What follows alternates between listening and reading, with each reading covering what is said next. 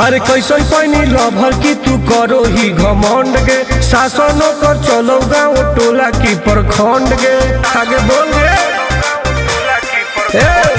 कैसन पैनी लभर की तू करो ही घमंड गे शासन कर चलो गाँव टोला की प्रखंड गे बताओ गे। अरे खोखला है पोई में मजनुआ के आगे। अच्छा खोखला है पोई में मजनुआ के आगे देख ले में चेहरा तो लग में तू भागे। और देख ले में चेहरा तो लग में तू भागे। हल्का में मत लगे कह रे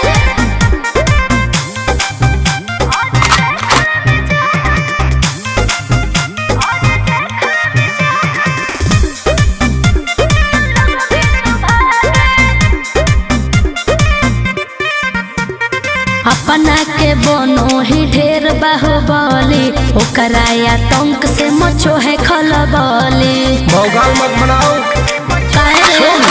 बोल चलो है सगरो चलाना गे पगल अच्छा बन जो हमारे दीवाना गे अरे अरे ऐठल छोड़ देनी प्यार वाला फील झूठे लगल हो जागे।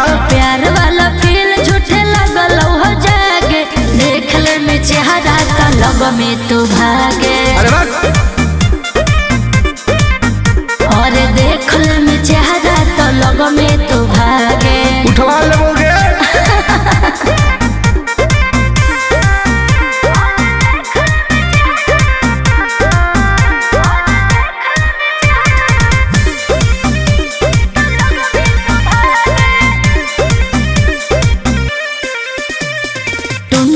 आनंद नहीं रहे तू जो समय नहीं तलई तो दिमाग तो होश में। हमरा बारे में पता लगा लगे के रे हमरा से जे तो करई तौगे अच्छा माटी में उ मिल जई तौगे बुझनी